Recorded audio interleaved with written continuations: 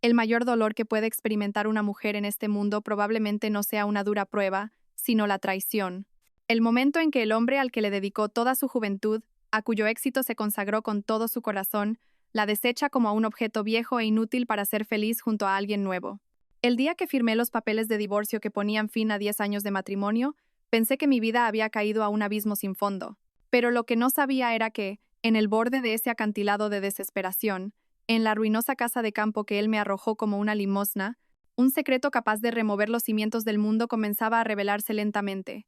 Un secreto que cambiaría mi destino para siempre. Aquella mañana, el cielo de Madrid estaba tan gris como mi alma. Estaba sentada, aturdida, en el costosísimo sofá de la lujosa villa que yo misma había diseñado hasta el último rincón.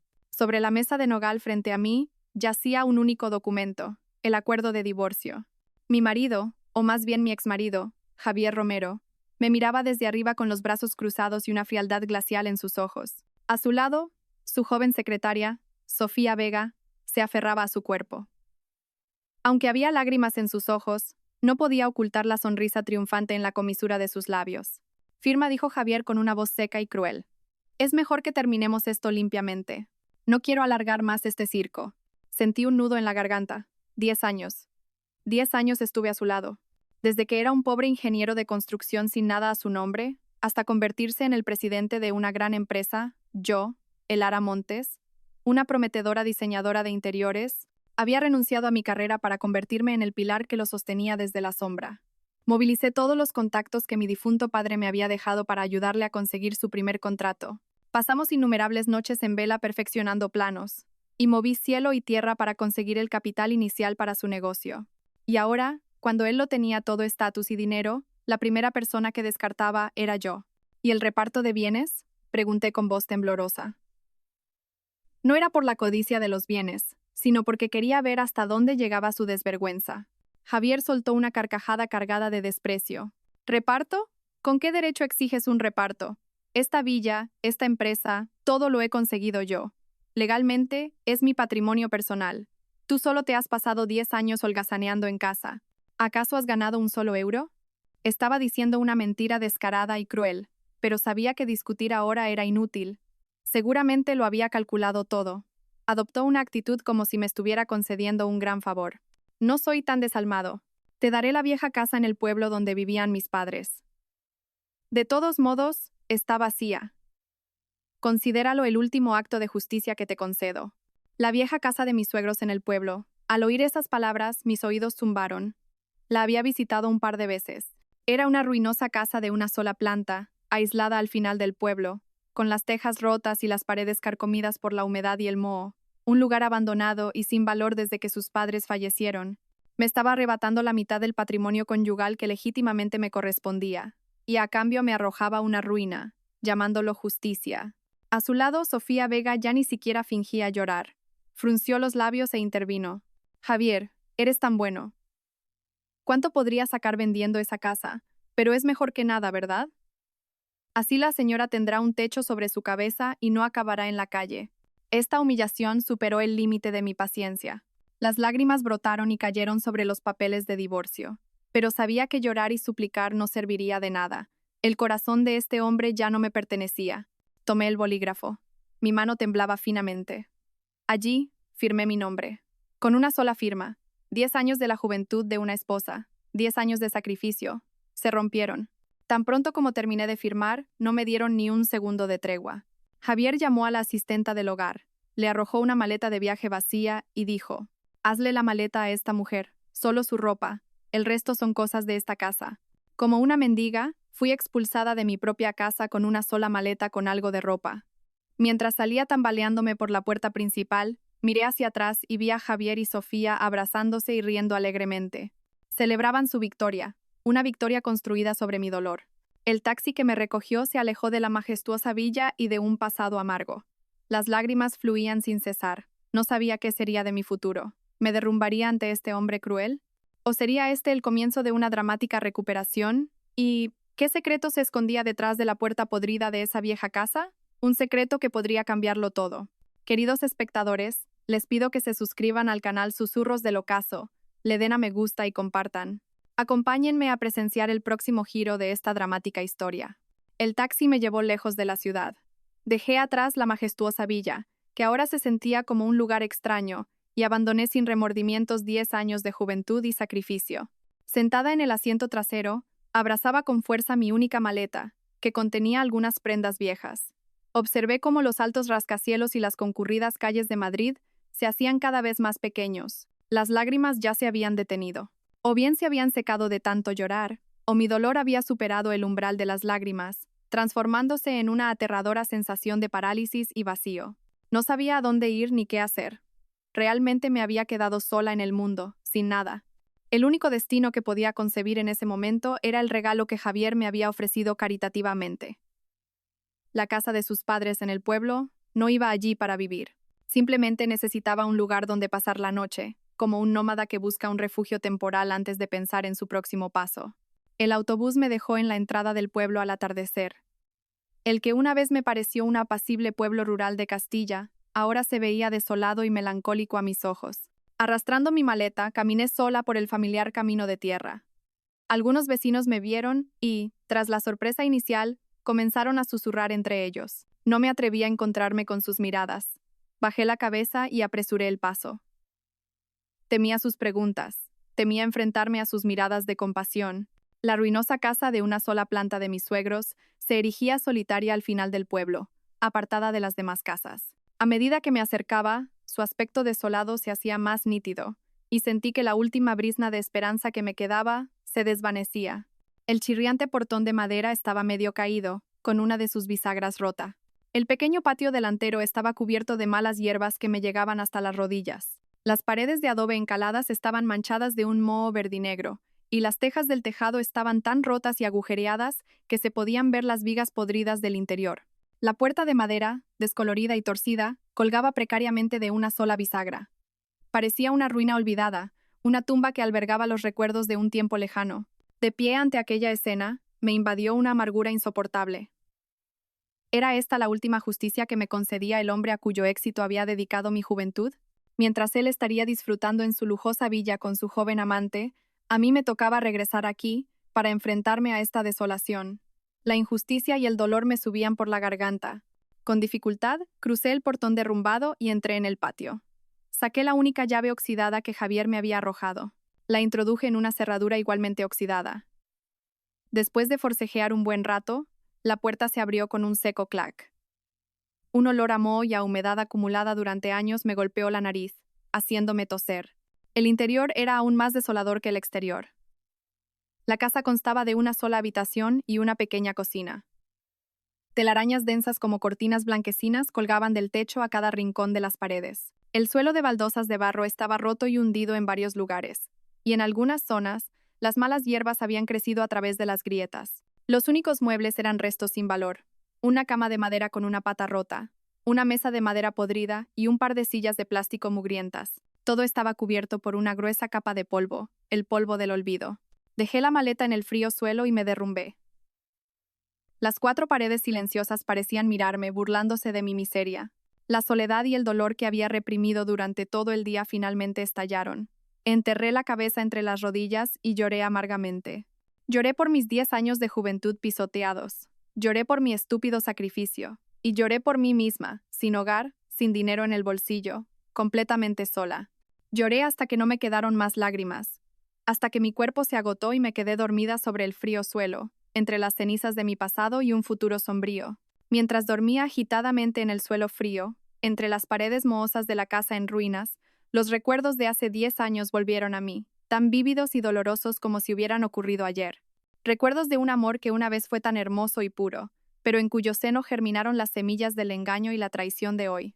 Hace 10 años, no era una simple ama de casa. Yo, Elara Montes, recién licenciada, era una diseñadora de interiores cuyo talento ya empezaba a ser reconocido. Mi padre, don Ricardo Montes, era un famoso maestro ebanista, considerado un tesoro humano vivo de la artesanía española. Tenía unas manos de oro y una amplia red de contactos en el mundo de la arquitectura y la construcción. Yo no solo heredé su talento, sino también esos valiosos contactos. Tras el fallecimiento de mi padre, heredé su pequeño taller y comencé a forjar mi propia carrera. Y entonces conocí a Javier Romero. En aquel entonces, era un joven ingeniero de construcción recién graduado que trabajaba para una pequeña empresa. No era llamativo en su apariencia, pero en él sentí una sinceridad y una fuerte determinación. Tenía talento y ambición, pero le faltaban oportunidades. Me enamoré de él. Amé su sencillez y su extraordinaria fuerza de voluntad. Creí que este era el hombre al que podía confiarle mi vida entera. Cuando decidimos casarnos, no dudé en utilizar todo lo que tenía para ayudarle. Él quería fundar su propia empresa, pero no tenía ni capital ni contactos. Yo lo solucioné todo. Usando la red de contactos que mi padre me dejó, lo presenté a grandes inversores y a viejos amigos de mi padre. El primer gran contrato que consiguió la empresa de Javier lo obtuve yo, tras suplicarle a un inversor inmobiliario, amigo de mi padre. Cuando la empresa necesitó capital para expandirse, vendí un terreno que mis padres me habían dejado y le di todo el dinero sin dudarlo un instante. Hice todo esto en silencio. No quería que él se sintiera acomplejado o intimidado. Quería que pudiera mantener la cabeza alta y decir a la gente que había triunfado por sus propios méritos. Y ese fue mi mayor error. Mi sacrificio silencioso no le inspiró gratitud, sino que se convirtió en el abono que nutrió su arrogancia y su engaño. Comenzó a creer que todo su éxito se debía únicamente a su talento. Poco a poco fue olvidando a la esposa que lo había apoyado en la sombra, la que había allanado su camino hacia el éxito. Y entonces comenzó a trazar un plan.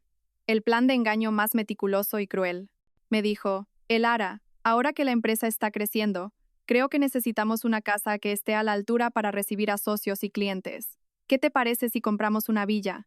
Acepté con alegría. Juntos buscamos el terreno, y pasé innumerables noches dibujando yo misma los planos de la casa de nuestros sueños. El coste del terreno y la construcción se cubrieron con los beneficios de la empresa, dinero que en realidad provenía del capital que yo había aportado inicialmente.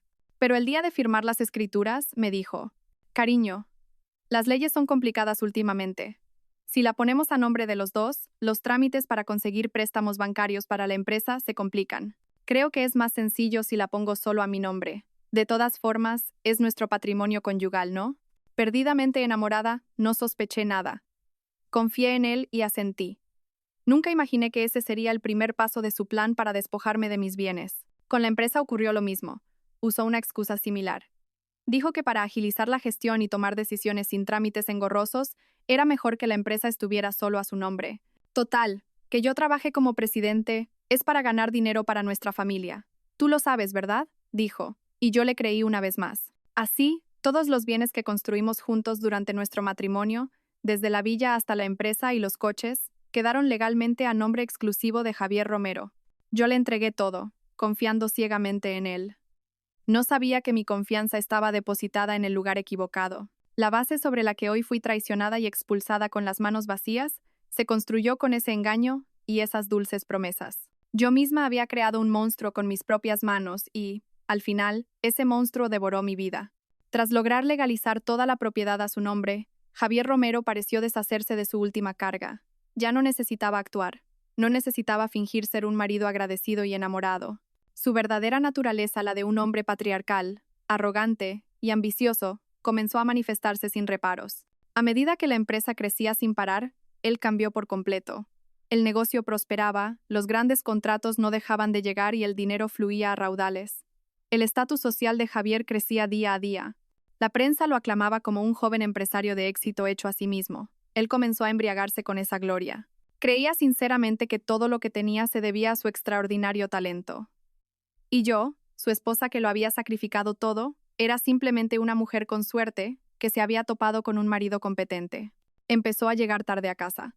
Las cenas cálidas que antes compartíamos fueron disminuyendo. Siempre tenía una excusa irrefutable. Tengo que atender a un socio importante. Estoy ocupado hasta tarde con una reunión estratégica. Debo socializar con otros empresarios para ampliar mi red. Al principio le creí. Comprendía las presiones de su trabajo. Yo seguía esperándole en casa, preparando en silencio una cena caliente, pero no pude evitar sospechar cuando volvía oliendo a alcohol y a un perfume de mujer que no era el mío. Y la aparición de Sofía Vega, su joven y hermosa secretaria, fue la gota que colmó el vaso. Se unió a la empresa como asistente personal de Javier. Con su belleza y su astucia, no tardó en captar su atención. Vi cómo pasaba cada vez más tiempo junto a mi marido, no solo en la empresa, sino también acompañándolo a fiestas y viajes de negocios. Al principio, Javier la presentaba como su secretaria, pero poco a poco dejó de ocultarlo. Empezó a hacer pública su relación.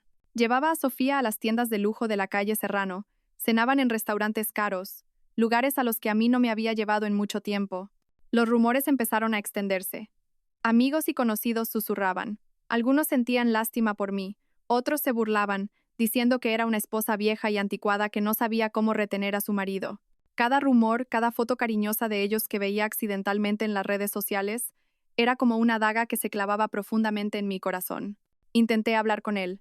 Lloré, le supliqué que lo reconsiderara, apelando a los 10 años de nuestro matrimonio, pero lo que recibí a cambio no fue arrepentimiento, sino una frialdad cruel. Mírate, Elara me dijo una noche que volvió a casa inusualmente temprano.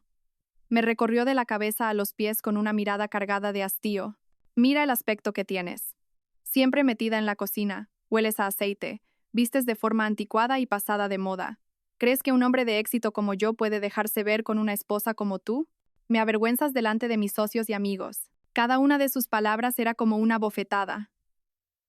Mi sacrificio, el haberme quedado en un segundo plano para que él pudiera brillar, a sus ojos se había convertido en algo anticuado y pasado de moda.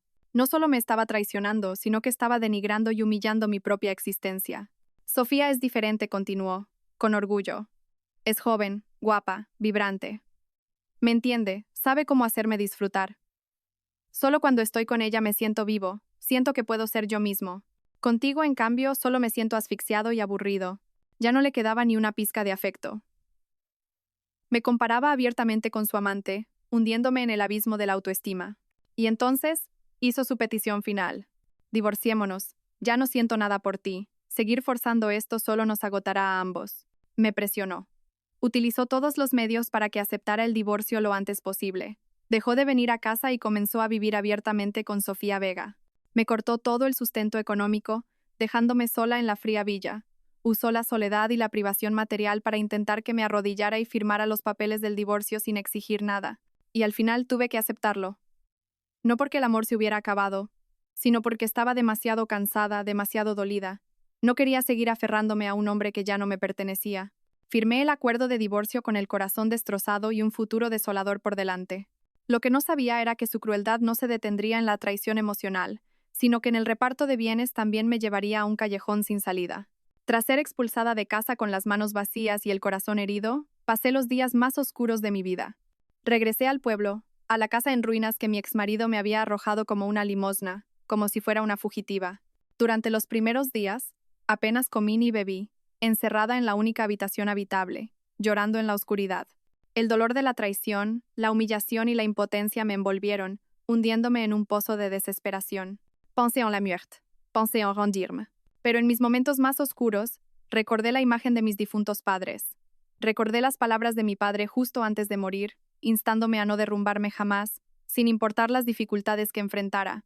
Recordé la sonrisa amable de mi madre, que durante toda su vida me enseñó la fortaleza y la autoestima. No podía morir, no podía decepcionar a mis padres en el cielo, no podía permitir que el hombre que me había pisoteado se regodeara en su satisfacción. Tenía que vivir mejor, para demostrarle que podía levantarme con firmeza sin él. Así que me sequé las lágrimas y comencé a poner mi vida en orden, empezando por poner en orden este montón de escombros. Ya no pensaba en venderlo, no tenía otro lugar a donde ir. Decidí quedarme aquí. En este mismo lugar, impregnado del pasado de mis suegros, construiría un nuevo futuro con mis propias manos. El trabajo no fue fácil. La casa llevaba demasiado tiempo abandonada y estaba destrozada. Tuve que empezar por las tareas más pequeñas. Yo sola limpié toda la basura y las malas hierbas del patio. Conseguí algunas baldosas rotas de la casa de un vecino para reparar el suelo hundido. Subí al tejado, retiré con cuidado las tejas rotas y las reemplacé con viejas placas de pizarra que compré de una casa a punto de ser demolida. Trabajos duros que nunca antes había hecho, ahora tenía que hacerlos sola. Mis manos, acostumbradas solo a los planos de diseño, ahora estaban callosas y llenas de ampollas por manejar la pala y el pico. Por la noche, todo el cuerpo me dolía, pero extrañamente no me sentía cansada. A medida que trabajaba, sentía que mi mente se calmaba. Las gotas de sudor lavaban mis lágrimas, y el cansancio físico eclipsaba el dolor del alma. Los vecinos, que al principio me observaban con una mezcla de curiosidad y lástima, susurraban sobre mi historia. Pobre Elara, qué mala suerte con ese marido traidor, expulsada de casa y ahora tiene que vivir en esta ruina. Pero al verme trabajar día tras día, en silencio y sin una sola queja, sus miradas empezaron a cambiar. Algunas almas caritativas me traían verduras de su huerto o algo de pescado. Una anciana, Apenada por verme luchar sola, le pidió a su hijo que viniera a arreglarme la puerta rota. El cálido afecto de los vecinos comenzó a calentar mi corazón helado. Me di cuenta de que, aunque había perdido una familia, no estaba sola. A mi alrededor todavía había gente buena dispuesta a tender una mano. Después de casi un mes de trabajo incesante, la vieja casa finalmente adquirió un aspecto habitable. Seguía siendo modesta y humilde, pero al menos estaba limpia y me protegía del viento y la lluvia. Pinté las paredes yo misma y creé un pequeño huerto en el patio. Por la noche, cuando la única bombilla de la casa se encendía, iluminando un rincón acogedor de la habitación, sentía una extraña serenidad. Este era mi hogar, un hogar construido con mi sudor y mis lágrimas. Pequeño y humilde, pero me daba una sensación de seguridad y libertad que nunca sentí en aquella lujosa villa. Aquellos días de limpieza no fueron solo para limpiar una casa.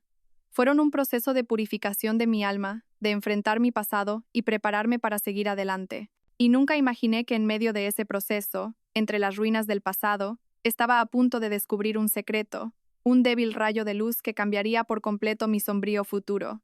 Tras casi un mes de batallar con palas, picos y pintura, la vieja casa finalmente lució un nuevo aspecto. Aunque modesta, ahora era un lugar limpio y acogedor que podía protegerme de las inclemencias del tiempo. Había adecentado cada rincón, desde la habitación principal y la cocina hasta el pequeño patio delantero. La última tarea pendiente era limpiar la pequeña habitación trasera, la que mi suegro solía usar como taller de carpintería. Esta era la estancia que había estado abandonada por más tiempo, la más sucia y húmeda.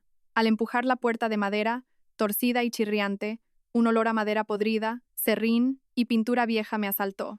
La habitación no era grande, unos 15 metros cuadrados, y estaba abarrotada con los viejos enseres de un carpintero. Un banco de trabajo con una pata rota, cinceles y sierras oxidadas esparcidos por el suelo. En un rincón se apilaban tablas de madera de todo tipo, cubiertas por una gruesa capa de polvo y telarañas. Suspiré. Otro trabajo duro, pensé.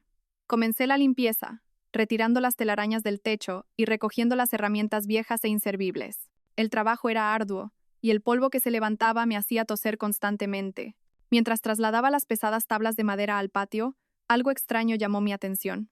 Era una sección de la pared en el rincón más alejado de la habitación, detrás de la pila de madera que acababa de mover. Mientras que el resto de las paredes estaban construidas con viejos bloques de cemento gris, esta sección en particular, de apenas 1 metro de ancho, estaba hecha de ladrillos de un color rojo oscuro que parecían mucho más nuevos. No solo el material era diferente, la forma en que estaban colocados era muy extraña. Los ladrillos estaban alineados, pero las juntas de mortero eran extremadamente delgadas, casi inexistentes en algunos puntos. Parecía como si no estuviera construido para ser sólido, sino más bien como un apilamiento temporal. Era como un remiendo torpe en una prenda vieja. Mi curiosidad, forjada por años en el sector del diseño y la construcción, se despertó. ¿Por qué había una pared diferente aquí? ¿Se habría derrumbado esta parte y la habrían reparado? Pero si fue una reparación, ¿por qué usar un tipo de ladrillo diferente y construirlo de una manera tan precaria? Un instinto me dijo que algo no estaba bien. Me acerqué y la toqué. La superficie de los ladrillos rojos era lisa, en contraste con la aspereza del resto de la pared. La golpeé suavemente con los nudillos. Toc toc. Sonaba completamente sólido. Sentí una punzada de decepción. Quizás solo estoy imaginando cosas, pensé. Pero, por un reflejo profesional, seguí golpeando más abajo, cerca del suelo. Y entonces, un sonido completamente diferente resonó. ¡Pum! ¡Pum! Ya no era el sonido sólido del ladrillo y el mortero. Era un sonido hueco, con profundidad. Mi corazón comenzó a latir con fuerza. Contuve la respiración y golpeé de nuevo, más fuerte. ¡Pum! ¡Pum! Estaba hueco. Había un espacio detrás de esta pared. Una oleada de emoción y nerviosismo me invadió, haciéndome olvidar todo el cansancio. Sin dudar un instante, salí corriendo y rebusqué en el montón de herramientas viejas que acababa de limpiar. Afortunadamente, encontré un pequeño martillo, oxidado, pero aún resistente. Volví a la habitación con el martillo en la mano. De pie frente a la extraña pared, respiré hondo para armarme de valor. Suegro, suegra, recé en mi interior. Si esto es algo que dejaron, por favor, cuiden de mí. Cerré los ojos y con todas mis fuerzas golpeé la sección de la pared donde había sonado hueco. ¡Crack! Un fuerte ruido resonó mientras el fino mortero de las juntas se desmoronaba y uno de los ladrillos se agrietaba. Abrí los ojos, exultante. Golpeé varias veces más. ¡Crack! ¡Crack! Los ladrillos se rompieron uno tras otro, revelando un espacio oscuro y profundo en su interior. Una nube de polvo de cal se levantó, obligándome a retroceder unos pasos, tapándome la nariz y tosiendo. Cuando el polvo se asentó, me acerqué lentamente. Un espacio secreto apareció ante mis ojos. No era muy grande, apenas lo suficiente para que una persona pudiera entrar. Del interior emanaba un aire frío, junto con un aroma a madera noble, a tierra antigua, una fragancia ancestral y misteriosa que nunca antes había olido. Mi corazón latía como si fuera a estallar. Con manos temblorosas saqué mi móvil, activé la linterna y apunté hacia el interior. El débil haz de luz barrió la oscuridad hasta detenerse en un objeto que descansaba en silencio. Era un arcón. Un viejo arcón de madera con intrincados grabados y un gran candado de bronce verdoso. No podía respirar. Un arcón secreto. ¿Por qué mis suegros, que habían sido un carpintero y una campesina humildes, esconderían un arcón en un compartimento secreto como este? ¿Qué había dentro? ¿Oro y joyas? ¿O un secreto aún más terrible? Miles de preguntas daban vueltas en mi cabeza, despertando en mí un miedo y una curiosidad extremos. Sabía que mi vida estaba a punto de tomar una bifurcación completamente diferente. Y la puerta a esa bifurcación era ese arcón de madera que yacía en silencio justo delante de mí. Probablemente nadie podría contener su curiosidad ante una puerta secreta. Yo no era la excepción. El miedo inicial pronto dio paso a un intenso impulso y anhelo por saber qué se escondía dentro de ese viejo arcón de madera.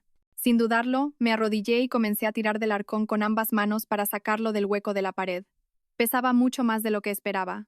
Solo después de un gran esfuerzo logré arrastrarlo hacia la luz. Una vez que lo deposité en el suelo, pude examinarlo con más detalle. Estaba hecho de una madera oscura con una veta muy hermosa. Aunque cubierto por una gruesa capa de polvo de décadas, su calidad y profundidad eran innegables. El cuerpo del arcón estaba exquisitamente tallado con motivos de dragones y fénix. Mis ojos de diseñadora lo reconocieron al instante. Esto no era obra de una máquina, sino el trabajo completamente manual de un maestro artesano. Sin duda, era una antigüedad de gran valor. Pero el problema era cómo abrirlo. El gran candado de bronce estaba oxidado por el paso del tiempo y, por supuesto, no tenía la llave. Lo sacudí con fuerza, pero no se movió.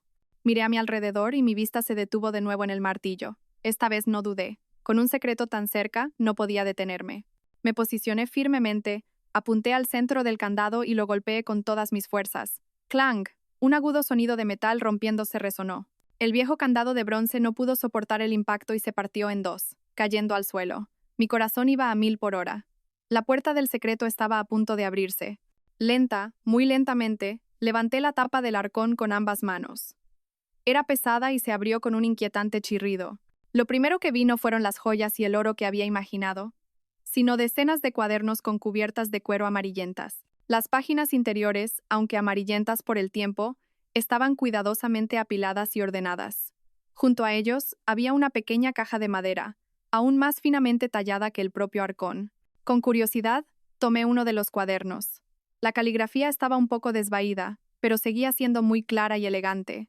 Reconocí al instante la letra de mi suegro, Mateo Romero. La había visto en las cartas que le enviaba a Javier cuando era estudiante. Él era un carpintero con poca educación formal. ¿Por qué habría dejado tantos escritos? Comencé a pasar las páginas, y pronto me vi inmersa en un mundo completamente diferente. Un mundo de arte, de delicadeza y de una pasión ardiente. Aquellos cuadernos no contenían diarios personales, sino el conocimiento y los secretos de toda una vida de mi suegro. Había documentado meticulosamente y en detalle cómo seleccionar cada tipo de madera, desde el nogal y el roble hasta maderas más raras, como la sabina milenaria y el tejo. Había dibujado a mano la veta de cada madera, anotando cómo distinguir la madera auténtica de las imitaciones y cómo tratarla para prevenir plagas y deformaciones. La segunda mitad de los cuadernos era aún más asombrosa. Contenía cientos, miles de bocetos dibujados a mano, diseños de diversas piezas de mobiliario, desde pequeñas mesas y sillas hasta elaboradas esculturas y retablos. Cada boceto era una obra de arte en sí misma, profundamente arraigada en la cultura tradicional española, pero lejos de ser anticuada, mostraba una creatividad original y rompedora. Incluso yo, como diseñadora, quedé atónita ante su talento y creatividad. Si estos diseños se hubieran materializado, habrían sido obras maestras con un valor comparable al de cualquier mueble de diseño internacional. Me senté en el frío suelo, absorta en la lectura de un cuaderno tras otro, perdiendo la noción del tiempo. Fue entonces cuando lo comprendí. Mi suegro, a quien siempre había considerado un simple carpintero de pueblo, era en realidad un artista genial, un maestro de la ebanistería. Pero, ¿por qué? ¿Por qué su talento nunca fue conocido? ¿Por qué tuvo que vivir una vida de trabajo duro y pobreza? Con manos temblorosas, abrí la pequeña caja de madera que quedaba. Dentro no había nada de valor, solo un par de viejas fotos en blanco y negro y una deslucida medalla militar. En una de las fotos aparecía un joven con uniforme militar. Tenía un rostro apacible, pero una mirada firme. Reconocí a mi suegro en su juventud. De repente, lo entendí. Había dedicado su juventud a su país. Cuando regresó del servicio, probablemente el mundo había cambiado. Sus habilidades artesanales ya no eran tan valoradas. Tuvo que dejar de lado su pasión y convertirse en un simple agricultor y carpintero para mantener a su familia y criar a sus 2 hijos. Y todo su talento, toda su pasión, habían quedado enterrados en este arcón de madera, en este compartimento secreto, junto con sus sueños inacabados. Abracé los cuadernos contra mi pecho y lloré desconsoladamente. No era por tristeza, era por la pena de ver cómo la vida y el talento de un hombre habían sido olvidados y enterrados por los avatares de la historia. Esta era la verdadera herencia, un legado de valor incalculable, más precioso que todo el oro y las joyas del mundo. Era el alma y la esencia de la vida entera de un hombre. Y, sin darme cuenta, una firme determinación brotó en mi corazón. No permitiría que este legado volviera a ser olvidado. Tenía que hacer algo para que su talento, sus obras, volvieran a la vida y fueran conocidas por el mundo. Tras el impacto inicial de descubrir el talento oculto de mi suegro, guardé cuidadosamente los preciosos cuadernos y bocetos en el arcón como si fueran un tesoro.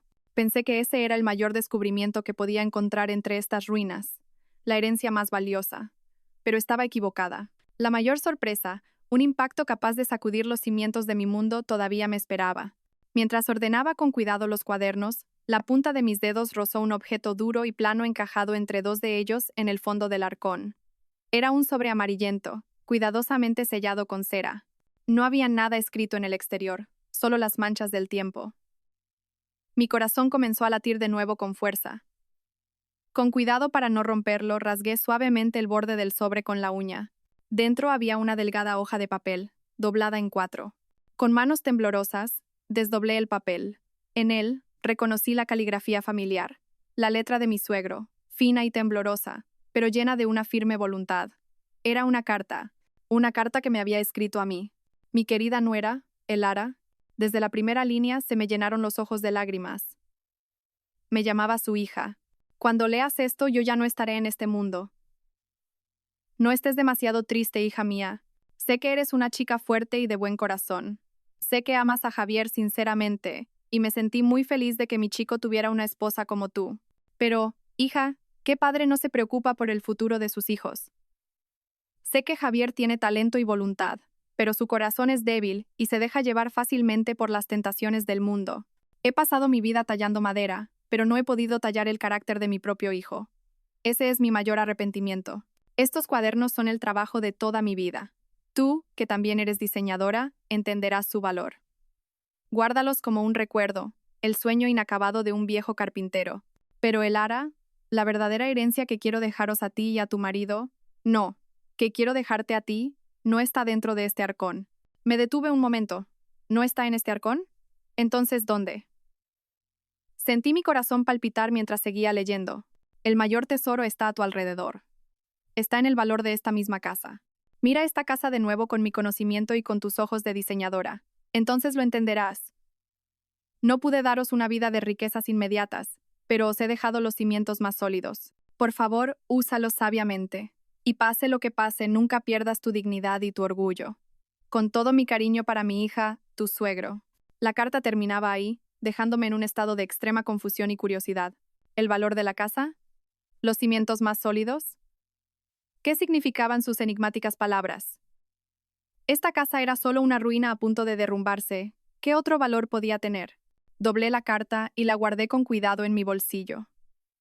Sus palabras resonaban en mi cabeza.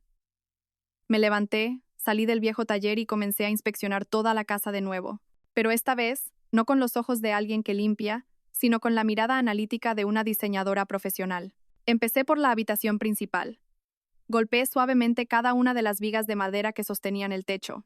Estaban cubiertas con una pintura marrón oscura, pero en algunos lugares estaba desconchada, revelando la madera interior, grisácea por el polvo y el tiempo. Parecían vigas de madera común y corriente. Miré hacia arriba, a la compleja red de travesaños y cabrios. También estaban viejos y cubiertos de telarañas. Di una vuelta por la casa revisando cada detalle, los marcos de las ventanas, el portón, las tablas de madera de las paredes, todo parecía viejo y podrido. Suspiré, quizás he puesto demasiadas esperanzas en esto. El valor del que hablaba mi suegro probablemente sea un valor sentimental, como los recuerdos. Pero justo cuando estaba a punto de rendirme, un pequeño detalle captó mi atención. Estaba en la viga principal del salón, en un rincón, cerca del suelo. La pintura estaba más desconchada que en otros lugares, dejando la madera al descubierto. Me agaché y, con la mano, limpié el grueso polvo de esa sección. Lo que apareció fue un color y una veta completamente diferentes. No era la madera grisácea y común. Era de un color rojizo oscuro y cálido. Y la veta no era recta, sino que se entrelazaba formando patrones extraños. En algunas partes parecía una nube, en otras la cara de un tigre. Sentí que se me paraba el corazón. Había leído sobre esta veta en alguna parte. Corrí de vuelta al taller y tomé uno de los cuadernos de mi suegro, el que trataba sobre maderas nobles. Con manos temblorosas, pasé las páginas y finalmente lo encontré. Una página con un boceto dibujado a mano que era idéntico a la veta que acababa de ver. Y debajo una nota de mi suegro: Sabina. Sabina roja. Veta retorcida en todas direcciones. Aroma sutil, durabilidad eterna. La madera de los reyes que no se pudre en 1000 años. Sabina. Sabina roja. Sentí una corriente eléctrica recorrer todo mi cuerpo. No podía creer lo que veían mis ojos. Sabina roja, una de las maderas más raras y caras del mundo. Una madera cuyo valor se calcula en peso, como el oro. Corrí afuera, encontré un trozo de cuchillo, y con mucho cuidado, raspé una finísima capa de la madera expuesta. Un aroma sutil, ligeramente dulce y claro, como el de un incienso, se extendió por el aire. No había duda, era imposible confundirlo. Todo mi cuerpo temblaba. Una idea increíble, loca, que se convirtió en una verdad increíble, comenzó a formarse en mi cabeza. ¿Acaso? ¿Podría ser? Corrí como una loca. Fui de viga en viga, raspando la vieja pintura con el cuchillo, y en todas partes era lo mismo. Debajo de la fea corteza grisácea estaba el cálido color rojizo y la hermosa veta de la sabina. Las vigas, los travesaños, los cabrios e incluso las gruesas tablas usadas como tabiques, todo, absolutamente todo, estaba hecho de sabina roja. Caí al suelo, sentada. Miré hacia arriba, a la estructura de la casa, a las vigas y pilares que sostenían firmemente el tejado. A mis ojos ya no eran trozos de madera podrida, eran un tesoro. Un tesoro colosal, una obra maestra de valor incalculable. Mi suegro, con su talento y su visión, había pasado toda una vida coleccionando esta preciosa madera y había construido con ella el esqueleto de esta casa. Y luego, con una pintura especial, un camuflaje perfecto, había ocultado su verdadero valor, convirtiendo una obra maestra en una ruina. Este era el tesoro del que hablaba. No estaba en un arcón ni enterrado en el suelo, sino majestuosamente erigido a la vista de todos, pero irreconocible para cualquiera. Esta vieja casa que Javier me había arrojado como una limosna era, en realidad, una fortuna varias veces mayor que todo lo que él poseía. Un rayo de luz del pasado acababa de disipar toda la oscuridad de mi vida. Tras descubrir la verdad trascendental sobre la casa, pasé los días siguientes en un estado de alegría, pero también de confusión y preocupación. Estaba feliz de saber que ya no era una indigente, que poseía un tesoro que podría cambiar mi vida por completo. Pero también me preocupaba no saber cómo proceder. ¿Cuál era el valor real de esta casa? ¿Y cómo podría verificarlo sin atraer problemas? Especialmente la atención codiciosa de mi exmarido. Sabía que ya no podía actuar sola. Necesitaba ayuda. Necesitaba la confirmación de alguien con experiencia y confianza en este campo. Entonces, un nombre vino a mi mente: Don Miguel, un amigo íntimo de mi suegro cuando aún vivía. Él también era uno de los mayores expertos de España en muebles antiguos y maderas raras. Cuando mi suegro vivía, se reunían a menudo para hablar de maderas y técnicas. Confiaba en que él era la única persona que podía ayudarme ahora. Me costó un tiempo encontrar su número de teléfono. Cuando lo llamé y me presenté como la nuera del maestro Ricardo Montes, se mostró muy sorprendido y contento. Me preguntó mucho por mi situación y, al oír mis dificultades, no dudó en decir: «Hija, no te muevas de ahí. Mañana mismo bajo a verte. Siendo un asunto tuyo, ¿cómo podría desentenderme?». Fiel a su palabra, a la mañana siguiente, un coche de alta gama se detuvo frente a mi ruinosa casa. Don Miguel bajó del coche. Seguía teniendo el aire de un artesano sencillo, pero con un aura de refinamiento y agudeza. Miró la casa, luego a mí, y suspiró. Hija, ¿cuánto has debido de sufrir? Lo invité a pasar. Entró y observó las vigas y pilares, pero al principio no mostró ninguna reacción especial. Sin embargo, cuando lo guié hasta la viga central donde había descubierto el secreto y le mostré la sección de Sabina donde la pintura se había desprendido, su expresión cambió por completo. Se acercó lentamente, se puso unas gafas de aumento y se inclinó para examinarla con sumo cuidado. La tocó con los dedos, acercó la nariz y la olió ligeramente. Su rostro pasó de la calma a la sorpresa y, finalmente, al asombro absoluto. Dio un paso atrás, miró la estructura completa de la casa y luego volvió a mirarme. Su voz temblaba de emoción. Por Dios, Elara, ¿sabes dónde estás viviendo? Asentí con la voz igualmente temblorosa. Sí, ¿es madera de Sabina? No es solo Sabina, exclamó don Miguel, casi gritando. Esto es Sabina roja, y del corazón del árbol, de la mejor calidad. No hay ni una pizca de madera común mezclada. Mira esta veta, una veta retorcida con ojos de perdiz. Es de la variedad que llaman el oro rojo de la sierra, la más rara y la más cara. En el mercado negro, 1 kilo de esto se paga a miles de euros. Y es toda la estructura de la casa. Esta casa entera. Don Miguel no pudo terminar la frase. Se puso a calcular algo con los dedos y luego negó con la cabeza. Increíble, simplemente increíble. Mi amigo Mateo era un genio, un bendito genio. Don Miguel dio una vuelta por la casa, tocando y admirando cada viga como si estuviera contemplando un tesoro.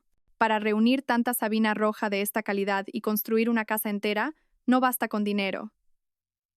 Se necesita toda una vida de dedicación, de coleccionar y ahorrar. Y encima, camuflarlo de esta manera tan ingeniosa. Esto es una obra maestra. No es una casa, es un tesoro de valor incalculable. Don Miguel me miró con seriedad. Hija, solo por el valor de la madera, esta propiedad supera fácilmente los 80 millones de euros. 80 millones de euros. La cifra resonó en mis oídos como un trueno. Me tambaleé y tuve que apoyarme en una de las vigas. Sabía que era valiosa, pero nunca imaginé que tanto. La casa ruinosa que mi marido me había desechado como una humillante limosna tenía un valor tan descomunal. Y la noticia de un tesoro de 80 millones de euros no pudo mantenerse en secreto por mucho tiempo. Don Miguel, después de la confirmación, no pudo contener su emoción. Llamó a algunos amigos íntimos del mundo del coleccionismo de antigüedades, y en cuestión de días, el rumor de que se había descubierto un tesoro de madera de Sabina en una vieja casa de un pueblo remoto de Castilla comenzó a extenderse. Al principio, eran solo susurros, pero cuando algunos periodistas olieron la noticia y vinieron en persona, y la primera foto de una viga de Sabina roja con la pintura de camuflaje raspada apareció en Internet, se produjo un verdadero terremoto mediático. Mi humilde pueblo se llenó de repente de más actividad que nunca. Cada día, decenas de coches de lujo hacían cola para llegar. Eran ricos empresarios y coleccionistas de antigüedades de toda España. No venían solo a mirar, venían a hacer ofertas. Señora Montes, le ofrezco 50 millones de euros. Véndamela a mí. 50 es poco. Señora Montes, le doy 70 millones en efectivo. No tiene ni que pensárselo. 80 millones. Cerremos en 80. Si asiente con la cabeza, le hago la transferencia ahora mismo. De ser una mujer abandonada, de la noche a la mañana me convertí en una multimillonaria, en la persona que todos buscaban. Mi vida había pasado realmente a un nuevo capítulo, un capítulo de esplendor y poder. Y sabía que este terremoto no se detendría aquí. Pronto, la noticia llegaría a oídos de Javier Romero y Sofía Vega, y entonces comenzaría el verdadero drama, el enfrentamiento que tanto había esperado. ¿Creen en el dicho de que lo que está destinado a salir a la luz, siempre sale? La impactante noticia del descubrimiento de un tesoro de madera de Sabina valorado en 80 millones de euros no pudo ocultarse por mucho tiempo. Se extendió más rápido que un huracán, arrasando el pueblo rural y llegando a la ciudad. Y finalmente, llegó a oídos de las dos personas que más esperaba que lo oyeran, Javier Romero y Sofía Vega. En ese momento, disfrutaban de una vida de satisfacción. Javier, tras haberse deshecho con éxito de la carga que yo representaba, había instalado oficialmente a Sofía en la villa. Daban fiestas lujosas, presumiendo ante sus amigos de su éxito y su amor verdadero. Todavía estaban ebrios en la cima de su traición, sin tener la menor idea de que un vendaval se acercaba, uno que arrasaría con todo su falso orgullo. La primera en enterarse fue Sofía. Tenía un círculo de amigas a las que les encantaba cotillar y difundir rumores en las redes sociales. Una mañana, mientras revisaba su móvil, Una amiga le envió el enlace de un artículo con un mensaje curioso. Oye, ¿tu exmarido se ha sacado la lotería con su exmujer?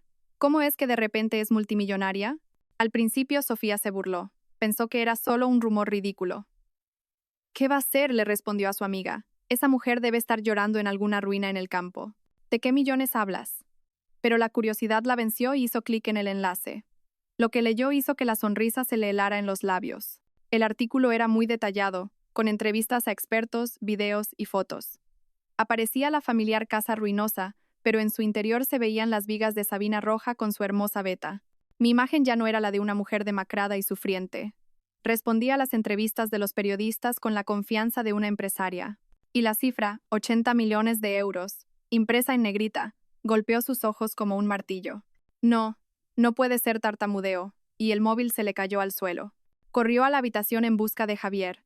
Él dormía profundamente después de una noche de copas con sus socios. Javier, levántate ahora mismo. Ha pasado algo terrible, lo sacudió con fuerza.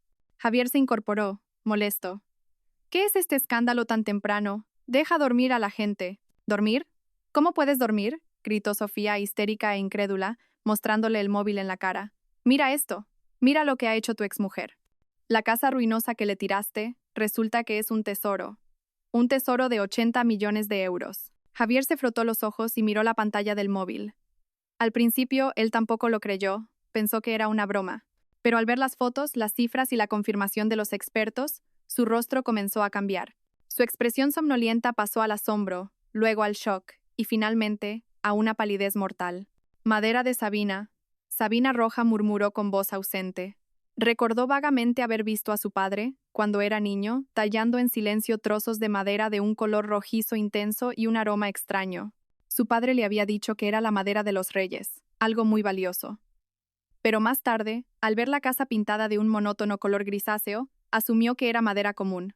Nunca imaginó que su padre, un carpintero de pocas palabras, hubiera creado en silencio tal obra maestra, un tesoro colosal, justo delante de sus narices. Y el primer sentimiento que lo invadió no fue la admiración ni el orgullo por su padre. Fue la rabia. Una rabia y un arrepentimiento desgarradores. 80 millones de euros. La cifra bailaba en su cabeza. Podría haber sido suya. Estaba al alcance de su mano. Pero él mismo, por su propia ignorancia y arrogancia, se la había arrojado como limosna a la mujer que acababa de desechar. No podía haber una verdad más cruel e irónica. No, no puedo permitirlo, gritó Javier. El arrepentimiento se convirtió en una codicia infinita. Se levantó de un salto y empezó a dar vueltas por la habitación. Esa casa la dejaron mis padres. Es patrimonio de la familia Romero. Esa loca no tiene derecho a quedárselo todo. Tengo que recuperarlo, cueste lo que cueste. Sofía, recuperada del shock inicial, recuperó rápidamente su astucia. Claro que sí, Javier, le secundó al instante. Tienes que recuperarlo. Es propiedad de tu familia. Ella solo era la nuera. ¿Qué derecho tiene? Vamos al pueblo ahora mismo. Hablemos con la gente del pueblo, con el ayuntamiento. Digamos que está intentando robar el patrimonio familiar. No podrá enfrentarse a toda nuestra familia sola. La codicia les cegó. Olvidaron que ellos mismos me habían echado. Olvidaron que el propio Javier había firmado los papeles del divorcio. En sus mentes, solo existía la cifra de 80 millones de euros y la determinación de recuperarla. Sin dudarlo un momento, hicieron las maletas a toda prisa, se subieron al coche y se lanzaron a toda velocidad hacia el pueblo. No regresaban como personas arrepentidas, sino como los dueños legítimos que van a recuperar una propiedad robada. El vendaval había comenzado oficialmente. No sabían que este viaje no solo no les reportaría ni un céntimo, sino que les traería una humillación aún mayor ante los ojos de todo el mundo. Mientras la noticia del tesoro de madera de Sabina seguía causando revuelo y yo estaba ocupada atendiendo a una multitud de visitantes inesperados, la llegada de Javier Romero y Sofía Vega llevó todo al clímax. Llegaron al pueblo una tarde. El lujoso Mercedes de Javier se detuvo con un chirrido de neumáticos frente al portón de mi casa, atrayendo la atención de todo el vecindario. Javier y Sofía bajaron del coche, vestidos como si asistieran a un gran evento. Él, con un traje elegante, ella, con un llamativo vestido de seda y un maquillaje intenso. No entraron con la actitud de visitantes, sino como los dueños que regresan a su propiedad. En ese momento, yo estaba dentro de la casa, conversando con don Miguel y algunos otros invitados. Al verlos entrar de forma tan descarada, no me sorprendí en lo más mínimo. Sabía que este día llegaría tarde o temprano. «Elara, sal aquí fuera», gritó Javier desde el patio con voz arrogante. Salí tranquilamente, seguida de cerca por don Miguel. Los miré y dije con una voz desprovista de emoción: «¿Qué hacen aquí? Si vienen a ver el tesoro, lo siento, pero no tengo tiempo para recibir visitas». «¿Tesoro?», se burló Javier. «Qué bien hablas. Esta es mi casa, la casa de la familia Romero. Este tesoro lo dejaron mis padres. Tú solo eres una exnuera divorciada. ¿Con qué derecho te pavoneas aquí como si esta propiedad fuera tuya?». Había comenzado su teatro. Habló en voz alta deliberadamente, para que los vecinos que curioseaban desde fuera pudieran oírlo. Quería pintarme como una mujer codiciosa que intentaba apropiarse de los bienes de su exfamilia política. Sofía no perdió la oportunidad de añadir su veneno. «Así es, Elara, deberías conocer tu lugar. Esta casa es el legado de los antepasados. ¿Cómo puedes ser tan desalmada y tratar de quedártela? Deberías estar agradecida de que Javier te dejara quedarte aquí después del divorcio. ¡Qué ingratitud! Intentar robar toda la herencia». Su actuación era perfecta. Cualquiera que no conociera la historia seguramente me habría creído una mujer descarada y sinvergüenza. Pero yo ya no era la misma Elara de antes. No necesitaba discutir. Tenía mi propia arma. Simplemente esbocé una leve sonrisa. «¿Dice que esta es su casa? ¿Tiene alguna prueba?». «¿Prueba?». Javier se quedó momentáneamente sin palabras, y luego gritó, con las venas del cuello marcadas: «Esta es la casa de mis padres, el lugar donde nací y crecí.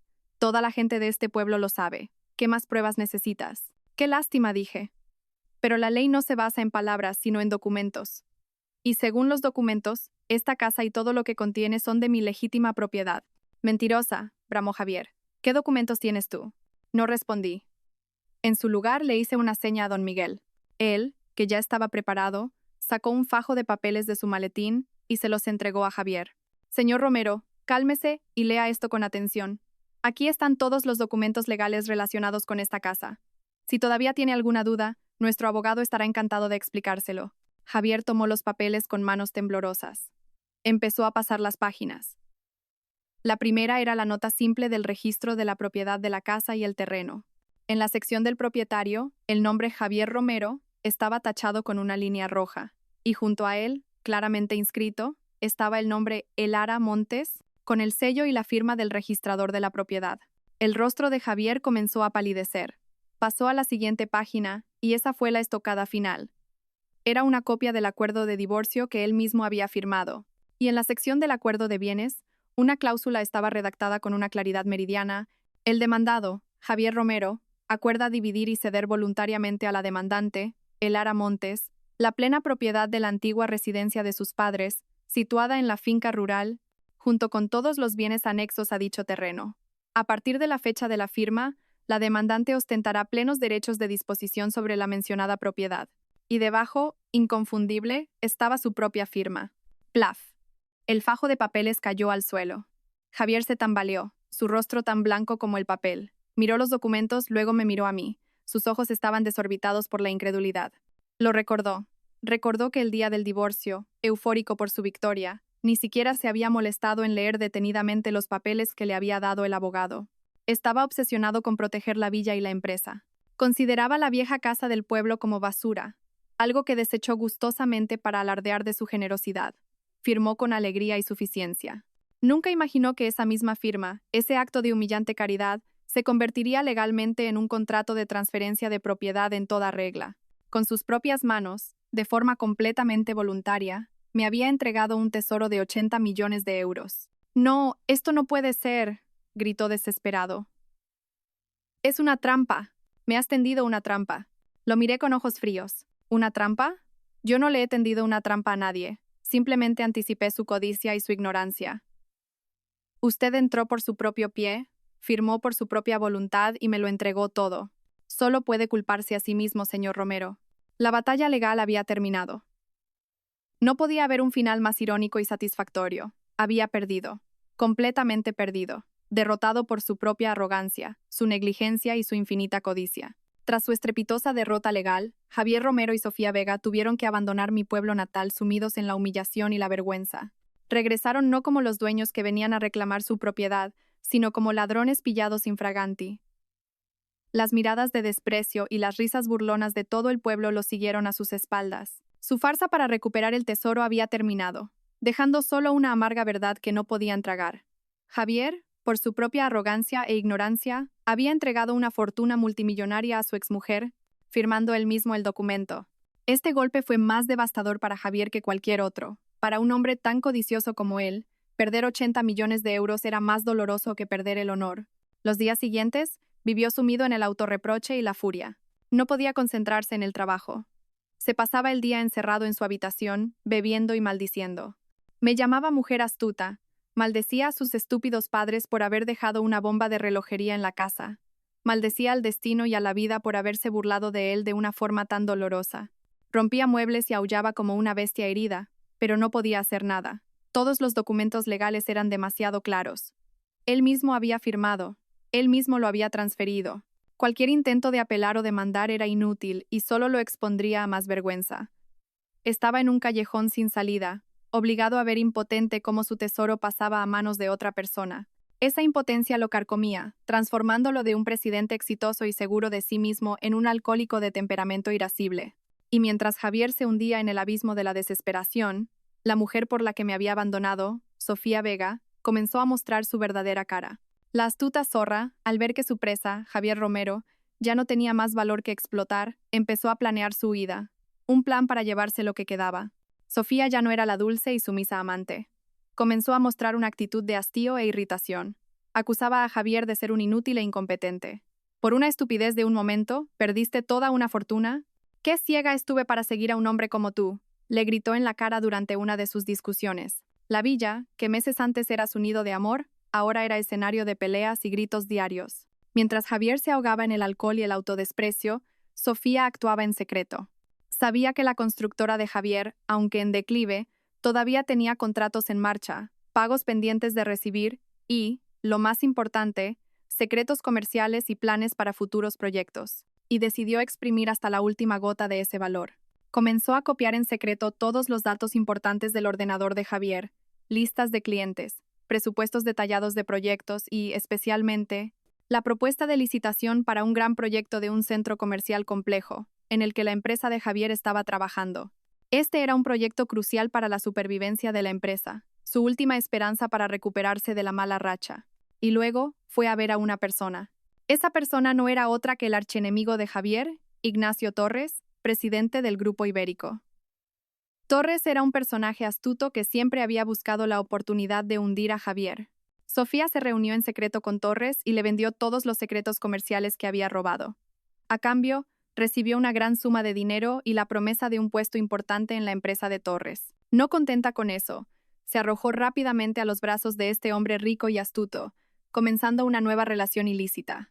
Con el dinero y un nuevo refugio asegurado, Sofía comenzó a ejecutar la última fase de su plan: despojar a Javier de todos sus bienes personales. Aprovechando que Javier todavía confiaba en ella y la consideraba su único apoyo emocional, lo engatusó con dulces palabras para que le transfiriera todo el dinero que le quedaba en su cuenta personal. Javier, sumido en el alcohol y la desesperación, no sospechó nada. Puso ciegamente todo lo que le quedaba en manos de una víbora. Y la tragedia se consumó. Una mañana, cuando Javier se despertó de su borrachera, se encontró solo en la villa vacía.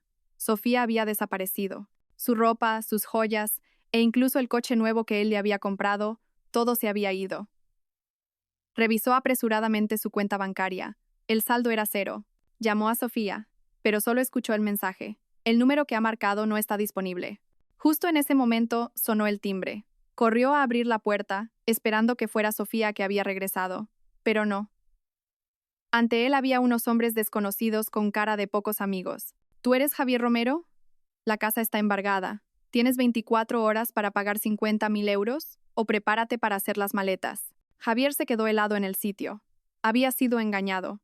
Engañado de la manera más dolorosa y humillante por la mujer por la que había traicionado a su esposa y abandonado a su familia. Había sido utilizado sin piedad. La casa, el coche, hasta el último céntimo que le quedaba, todo le había sido arrebatado por ella. Se había quedado literalmente con las manos vacías, en una situación aún más miserable que la mía en su día. El karma no solo venía de mí, también venía de aquellos que habían sido cómplices en su crimen. No podía haber una doble retribución más amarga y cruel. Tras ser despojado de todos sus bienes por su joven amante y expulsado de su propia casa, Javier Romero cayó verdaderamente al fondo del abismo. Sin un lugar a donde ir y sin un euro en el bolsillo, solo le quedaba una empresa en caída libre y un cuerpo consumido por el alcohol. Pero su tragedia no terminó ahí.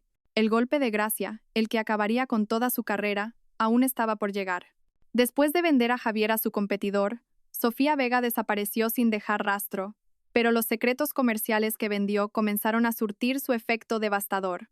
Ignacio Torres, el astuto presidente del Grupo Ibérico, con todos los planos y el presupuesto detallado que la empresa de Javier había preparado para el proyecto del centro comercial, actuó de inmediato. Creó una nueva propuesta de licitación que era casi una copia exacta de la de Javier, pero ofreció un precio rompedor que ningún competidor podía igualar. Naturalmente, con un precio mejor y un plan casi idéntico, el Grupo Ibérico se adjudicó fácilmente ese lucrativo contrato. Javier, que había puesto todas sus fuerzas y su última esperanza en ese proyecto, casi enloqueció al enterarse de la noticia. No podía entender cómo su competidor había podido presentar un plan idéntico con un precio tan ventajoso. Gritó, maldijo, pensó que había un espía en su empresa, pero nunca imaginó que el espía era la mujer con la que había compartido su vida. Al perder este proyecto crucial, la empresa de Javier entró inmediatamente en una grave crisis financiera. Había tenido que pedir préstamos por todas partes para preparar la licitación y mantener su enorme estructura. Ahora, con el fracaso del proyecto, el flujo de caja de la empresa se cortó por completo. No había dinero para pagar los salarios de los empleados ni para pagar a los proveedores de materiales. Y entonces, Ignacio Torres lanzó su segundo ataque, uno aún más malévolo. Utilizando la lista de clientes que Sofía le había proporcionado, comenzó a desmantelar masivamente la plantilla y la clientela de la empresa de Javier. Contactó a los mejores ingenieros, a los jefes de ventas más competentes de la empresa de Javier y les ofreció salarios y puestos muy atractivos. Al mismo tiempo, se acercó a los antiguos clientes de Javier, ofreciéndoles políticas de descuento agresivas para atraerlos a su lado. Se produjo una deserción masiva. Cansados de la pésima situación de la empresa y de la caída en desgracia de su presidente, los empleados clave no dudaron en abandonar el barco. Los clientes y socios, por interés comercial, también le dieron la espalda rápidamente a Javier. El barco de construcciones Romero, ya lleno de agujeros, se hundía a una velocidad irrecuperable, ahora con más agujeros abiertos por sus propios marineros. Desesperado, Javier tuvo que vender los últimos activos de la empresa: camiones, andamios, maquinaria para pagar las deudas y apenas mantenerse a flote. Su empresa, que una vez fue una constructora de prestigio, ahora era solo una cáscara vacía con unos pocos empleados y una montaña de deudas. Pero la tragedia no se detuvo. El golpe final vino de donde Javier menos lo esperaba. Uno de los proyectos que su empresa había construido anteriormente, un edificio de apartamentos de lujo, de repente presentó graves problemas estructurales. Aparecieron grandes grietas en un muro del sótano y el agua se filtraba, poniendo en peligro la estructura de todo el edificio. El promotor, tras revisar la documentación, descubrió que la empresa de Javier, para reducir costes, había utilizado arbitrariamente materiales de impermeabilización más baratos, diferentes a los estipulados en el contrato. Inmediatamente, demandaron a la empresa de Javier por fraude y negligencia en la construcción, exigiendo una indemnización multimillonaria por daños y costes de reparación. Esta demanda, sumada a los escándalos anteriores, fue la gota que colmó el vaso. La credibilidad de la empresa de Javier quedó completamente destruida. No solo se enfrentaba a la bancarrota, sino que también podría enfrentarse a una pena de prisión por fraude en la construcción y por poner en peligro la vida de otros. Todo lo que había construido sobre el engaño y la traición se desvaneció como el humo. Lo había perdido todo. Perdió a la esposa que se sacrificó por él, perdió un tesoro de 80 millones de euros, perdió a su amante, perdió su fortuna y ahora incluso su carrera. Había vuelto a tener las manos vacías, peor aún que al principio, con una enorme deuda y un futuro en la cárcel esperándole. El precio de la traición finalmente había sido pagado de la manera más justa. Cuando uno se encuentra en un callejón sin salida, con todas las puertas del futuro cerrándose ante sus ojos, tiende a volver al lugar que abandonó. No por arrepentimiento, sino por un instinto de buscar salvación en la desesperación. Y mi exmarido, Javier Romero, no fue una excepción. Una tarde lluviosa, mientras yo estaba sentada en mi casa de madera, ahora bellamente restaurada, disfrutando de una taza de té caliente y observando las gotas de lluvia caer del alero, una figura familiar y tambaleante apareció frente a mi portón. Era Javier. Su aspecto era realmente miserable. Estaba demacrado, con la barba descuidada y la ropa vieja y empapada por la lluvia. No quedaba rastro de su antigua arrogancia, ni de la ira y el resentimiento del perdedor. Ahora parecía simplemente un perro callejero expulsado, que buscaba su antiguo refugio en medio de la desesperación. No se atrevió a tocar el timbre ni a llamar a la puerta. Simplemente se quedó temblando bajo la lluvia, mirando hacia el interior de la casa. Su mirada estaba llena de súplica y ruego. Lo vi a través de la ventana, pero mi corazón no sintió ninguna compasión. Podría haberlo ignorado, haber cerrado las cortinas y dejarlo allí hasta que se derrumbara de agotamiento, pero no lo hice. Sabía que era el momento de tener la última conversación, de poner un punto final definitivo a todo. Salí tranquilamente con un paraguas. Sin invitarlo a entrar, me quedé en el porche, lo miré y le dije con una voz desprovista de emoción: ¿Qué haces aquí? Javier levantó la vista hacia mí, sus ojos estaban inyectados en sangre. Al verme, no pudo mantener ni el último vestigio de su orgullo. Se tambaleó hacia adelante y se arrodilló ante mí, en el suelo mojado del patio. Elara dijo con una voz rota y desesperada: sé que cualquier cosa que diga ahora es demasiado tarde, pero por favor, perdóname. Inclinó la cabeza, sus hombros temblaban ligeramente. Me equivoqué. Me equivoqué desde el día en que la codicia me cegó. Abandoné a la mejor mujer, a la que sacrificó todo por mí. Pensé que era el rey del mundo, que podía tenerlo todo, y ahora me doy cuenta que sin ti no soy nada. Levantó la cabeza, las lágrimas mezclándose con la lluvia en su rostro. Elara, ¿no podríamos empezar de nuevo? Te lo prometo, te lo juro, lo dejaré todo y empezaré de cero. No necesito la empresa, ni la casa de lujo, ni los coches. Solo te necesito a ti. Seré un buen marido, compensaré todo el daño que te he hecho. Por favor, dame una última oportunidad. Súplicas tardías, lágrimas de arrepentimiento. Si hubiera sido la Elara de hace un año, quizás mi corazón se habría ablandado. Pero la mujer que era hoy ya no era la ingenua que se dejaba engañar fácilmente por dulces palabras. Había pasado por demasiado. Había probado suficiente traición como para ver a través de la verdadera naturaleza oculta detrás de esta actuación. No lo ayudé a levantarse, simplemente lo observé en silencio. Levántate, Javier, dije, con la misma voz tranquila. Mi indiferencia pareció sorprenderlo un poco. Me miró con una expresión de incomprensión. Sonreí levemente, una sonrisa más fría que la lluvia de invierno. ¿Me pides perdón? ¿Que empecemos de nuevo? Parece que todavía crees que soy la misma estúpida Elara de antes. Que con unas cuantas lágrimas y promesas mi corazón se ablandará de nuevo. No te equivoques, Javier. Comencé a despojar su verdadera naturaleza con palabras más afiladas que un cuchillo. Dices que te equivocaste porque la codicia te cegó. No, Javier. Tu error es de raíz. Tu naturaleza es la de un egoísta que solo piensa en sí mismo.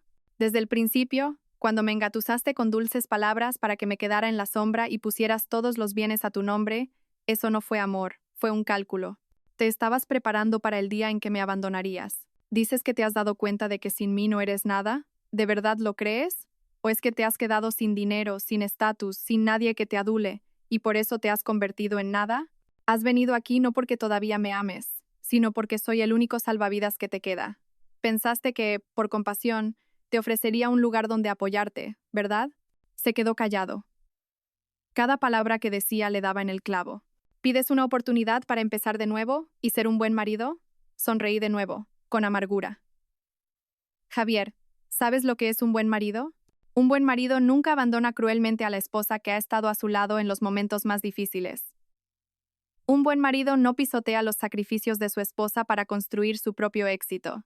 Y un buen marido nunca le arroja una ruina a su esposa y lo llama justicia. Nunca fuiste un buen marido, y nunca lo serás, porque en tu diccionario no existen las palabras gratitud y lealtad, solo codicia y egoísmo. Miré al hombre miserable arrodillado a mis pies bajo la lluvia. ¿Pregunta si podemos volver? Mira eso, señalé la casa de madera a mi espalda, ahora bellamente restaurada. Esta casa, como nuestra relación, también fue una ruina. Se estaba pudriendo. Pude reconstruirla. La hice más hermosa y fuerte. Pero eso fue porque los cimientos de esta casa eran buenos. Su esencia era de madera noble. Pero el amor nuestro, esos cimientos se derrumbaron desde el principio por tus mentiras y tu traición. Se pudrió desde la raíz. Y lo que está podrido desde la raíz, por mucho que lo remiendes, nunca volverá a ser fuerte. Ya no te odio, Javier. Lo digo en serio, dije, y era la verdad. Si no hubiera sido por tu traición aquel día, la yo de hoy no existiría. Tu crueldad me hizo más fuerte. Me hizo levantarme sobre mis propios pies. En cierto modo, quizás debería darte las gracias. Gracias por mostrarme la verdadera cara de la vida y darme la oportunidad de encontrarme a mí misma. Vete, dije finalmente. Mi voz ya no tenía filo, solo calma. Enfréntate a las consecuencias de tus actos. Aprende a ser un hombre responsable, empezando por aceptar tus propios fracasos. En mi vida ya no hay lugar para ti, porque yo he encontrado mi propia felicidad. Una felicidad basada en la verdad y el respeto, algo que tú nunca podrás tener. Dije eso y me di la vuelta para entrar en casa. No miré hacia atrás ni una sola vez. Cerré la puerta de un portazo, dejando a ese hombre y a un pasado muerto atrás, en la fría lluvia. El último enfrentamiento había terminado. No le di ninguna oportunidad. No porque fuera cruel, sino porque sabía que hay errores que nunca se pueden corregir. Tras la última conversación con Javier, mi vida pareció pasar realmente a un nuevo capítulo. Un capítulo de completa serenidad, ya no atormentado por los fantasmas del pasado. Él no volvió a buscarme. Probablemente, mis palabras frías pero sinceras de aquel día derrumbaron la última y vana esperanza que le quedaba. Según la gente del pueblo, se fue de la región después de eso. Nadie sabe a dónde fue ni qué hace. Simplemente desapareció de mi vida, como una pesadilla que se desvanece al amanecer. No vendí la casa. ¿Cómo podría vender una obra maestra? Un legado de valor incalculable, un regalo impregnado del amor y la sabiduría de mi respetado suegro. Decidí quedarme aquí, convertir este lugar en un verdadero santuario de paz y continuar su sueño inacabado. Con mis conocimientos de diseño y mis contactos en la industria, comencé un gran proyecto de restauración. En lugar de demoler y reconstruir, preservé con sumo cuidado la estructura de madera de Sabina de la casa. Contraté a los mejores artesanos para retirar con delicadeza la vieja pintura de camuflaje, revelando el cálido color rojizo y la hermosa veta de la madera noble. Se restauró el tejado de tejas, el suelo se cubrió con baldosas de cerámica tradicional y las puertas y ventanas se restauraron siguiendo el estilo de la arquitectura tradicional castellana. Tampoco olvidé hacer realidad el sueño de mi suegro. Construí un pequeño taller de ebanistería junto a la casa, donde exhibí sus viejas herramientas, y comencé a materializar los bocetos de sus cuadernos. Busqué a los artesanos de la madera más talentosos, investigamos juntos y produjimos piezas de mobiliario basadas en sus diseños. Mesas, sillas, arcones con grabados exquisitos y únicos, impregnados del alma de la artesanía española, comenzaron a nacer uno tras otro. La antigua casa ruinosa se transformó en un espacio llamado La Morada Serena. Era a la vez mi hogar y una galería de ebanistería, un lugar donde los amantes de la cultura tradicional podían venir a tomar un té, conversar y admirar el arte. Se convirtió en un lugar famoso, atrayendo no solo a visitantes nacionales, sino también a turistas extranjeros. Ya no me sentía sola. Vivía cada día rodeada de personas con la misma pasión. Encontré la alegría en continuar y desarrollar el legado de mi suegro. Don Miguel y los viejos amigos de mi padre también me visitaban a menudo para discutir nuevos proyectos. Mi vida era ajetreada, pero muy significativa y serena. Una tarde, mientras regaba sola unas orquídeas en el patio, un coche de alta gama se detuvo de repente frente al portón. El hombre que bajó del coche era alguien a quien no había visto en mucho tiempo, Ignacio Torres, el presidente del Grupo Ibérico. El competidor de Javier, el hombre que había acogido a Sofía después de que ella se fuera. Parecía más viejo y cansado que antes. Ya no tenía ese aire astuto y arrogante. Se inclinó ante mí con gran respeto. Señora Montes, ¿podríamos hablar un momento? Me sorprendió un poco, pero lo invité a sentarse. Dijo que no venía por negocios. Vino a contarme sobre la vida de Sofía. Resulta que después de engañar a Javier, ella había acudido a él con una gran suma de dinero y secretos comerciales. Pero la naturaleza de una persona no cambia fácilmente. Lo engañó a él también, viéndose en secreto con otros hombres y finalmente desapareciendo sin dejar rastro con una gran suma de dinero de su empresa. Fui un tonto al confiar en una víbora, dijo con voz amarga. He venido hoy aquí solo para pedirle disculpas. Disculpas por la competencia desleal que le hice a su exmarido en el pasado. Y también para darle las gracias. Gracias por demostrar que en este mundo existe el karma. Dijo eso, y se fue. Me quedé sola, pensativa. No solo Javier, sino todos los que habían obrado mal, finalmente habían encontrado su propio final. Volví a entrar en casa y miré el pequeño altar familiar de mis suegros. Había colocado sus fotos con respeto. Encendí una varilla de incienso y su sutil aroma llenó el espacio. Miré las sonrisas amables de ambos en las fotografías. Mi corazón estaba extrañamente en paz. No había traicionado su confianza. Había protegido su legado, vivía una vida plena, y en este mismo lugar había encontrado mi propia serenidad. Hola de nuevo, a todos los que nos acompañan en el canal Susurros del Ocaso. El viaje lleno de lágrimas pero también de asombrosas sorpresas de nuestra protagonista, Elara Montes, ha llegado a su fin. Puede que no sea el final feliz de un cuento de hadas romántico como solemos imaginar, pero en términos de honor, autoestima y un renacimiento milagroso de entre las cenizas, fue un final perfecto. Junto a ella, hemos saboreado la amargura de la traición, sentido el frío del abandono, contenido la respiración en cada momento de asombroso descubrimiento, y finalmente, aclamado ante una verdad increíble. Cuando la historia termina y Elara encuentra la paz en la morada serena, lo que queda en el corazón de cada uno de nosotros probablemente no sea solo la satisfacción de un drama de venganza. Si miramos más profundamente, esta historia es como un gran espejo que refleja nuestras propias vidas, nuestras relaciones y los valores que a veces olvidamos. Esta historia nos plantea preguntas grandes y eternas. ¿Cuál es la verdadera medida del valor? En un mundo lleno de codicia, ¿dónde quedan la gratitud y la bondad? ¿De dónde viene la verdadera fuerza para superar la adversidad? La primera y más dolorosa lección de esta historia es, quizás, una aguda advertencia sobre los peligros de la arrogancia y la traición. El exmarido, Javier Romero, es la prueba más clara. Tenía talento y espíritu emprendedor, pero el éxito le llegó demasiado rápido, y en gran parte se construyó sobre el sacrificio y el apoyo de otros. En lugar de gratitud, cultivó la arrogancia, se embriagó con los elogios, se sumergió en el halo de presidente de éxito y se engañó a sí mismo creyendo que todo lo que tenía se debía a su extraordinario talento. Olvidó, o se esforzó por olvidar, a la esposa que lo apoyó en silencio desde la sombra, la que movilizó los contactos de su padre para allanar su camino hacia el éxito. La traición de Javier no se limitó a buscar una nueva amante. Su crueldad residía en la forma en que pisoteó a la persona que lo había levantado. Acusó a su esposa de ser anticuada y aburrida, y calificó su sacrificio como parasitismo. Y el clímax de su crueldad fue cuando, tras despojarla de todos los bienes comunes, le arrojó una ruina y lo llamó justicia. Ese acto fue más que simple mezquindad, fue una humillación extrema, un acto que mató hasta el último vestigio de afecto. La historia de Javier es una llamada de atención para todos nosotros. Cuando estés en la cima, nunca olvides los escalones que subiste, y nunca olvides a las personas que te sujetaron la escalera. La gratitud no es solo una hermosa virtud, es el ancla más fuerte que evita que tu barco zozobre en la tormenta del orgullo y la vanidad. Porque en el momento en que le das la espalda al pasado y pisoteas a quienes te ayudaron, estás destruyendo los cimientos de tu propio futuro. Y en la caída de Javier, vemos una lección brillante en Elara. La adversidad es la mejor forja para los seres humanos extraordinarios. Empujada al abismo, despojada de todo y enfrentada a una ruina, Elara podría haberse derrumbado, podría haberse rendido. Pero no lo hizo. Después de derramar lágrimas de desesperación, eligió el camino de levantarse. Transformó el dolor en fuerza. Empezó por lo más pequeño, limpiar y reparar la casa. No era solo para tener un techo, era un proceso para purificar y sanar su propia alma. El viaje de Elara nos muestra una hermosa ley de la vida. A veces, una puerta se cierra para que otra más gloriosa pueda abrirse. La traición de su exmarido, paradójicamente, la devolvió a sus raíces, al legado familiar olvidado, y entre las cenizas del pasado, encontró un tesoro. No solo un tesoro material, sino un tesoro de espíritu y pasión. Su resurgimiento no fue un milagro. Fue el resultado de no rendirse ante la dificultad, de encontrar un propósito y, finalmente, de la perseverancia y el esfuerzo incansable para alcanzar ese propósito. Esta historia nos da una fuerte convicción.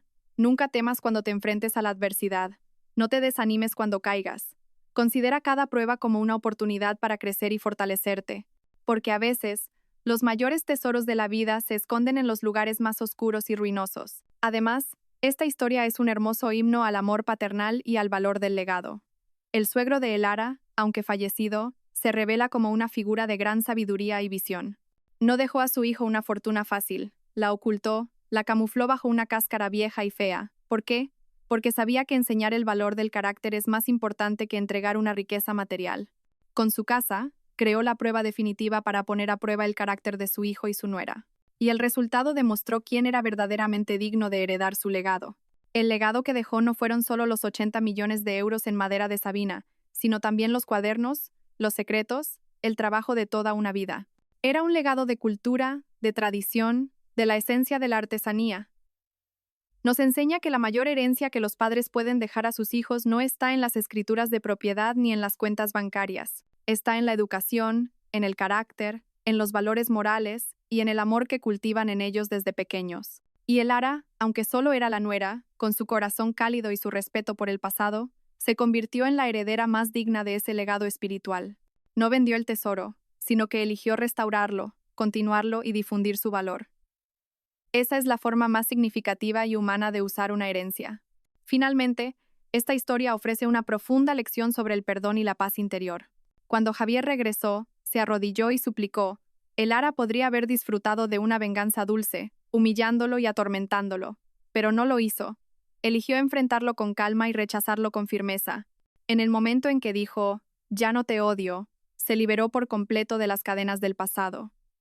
La venganza puede dar una satisfacción momentánea, pero nunca trae paz al corazón. La verdadera paz llega cuando aprendemos a soltar el rencor y a perdonar el pasado. No porque la otra persona merezca el perdón, sino porque nosotros merecemos la paz. Soltar no es un signo de debilidad, sino la elección de una persona fuerte. Una persona que sabe que su vida tiene cosas mucho mejores por delante y que no merece ser manchada por el resentimiento de ayer. El Ara encontró la paz no en un nuevo amor, sino en su propio trabajo, viviendo con pasión, continuando el legado de su padre y siendo ella misma. Esto nos demuestra que la verdadera felicidad no siempre requiere de otra persona. Proviene de la libertad del alma, de conocer nuestro propio valor y de tener el coraje de vivir una vida fiel a ese valor. Estimados espectadores, la vida puede darnos una mala mano de cartas, pero cómo jugamos esa mano es lo que determina la victoria o la derrota. Nunca juzguen el valor de una persona por su apariencia o por los bienes que posee. Miren su carácter, su trato hacia los demás y su esfuerzo diario. Y lo más importante, crean siempre en ustedes mismos. No importa en qué situación difícil se encuentren, crean que tienen la fuerza suficiente para superarla y construir una vida mejor con sus propias manos y su propia mente. Gracias a todos por seguir. Espero que esta historia despierte su interés por los temas sociales. Si te conmueve, dale like, comenta, comparte y suscríbete a mi canal. Juntos difundamos energía positiva y protejamos la luz. Gracias.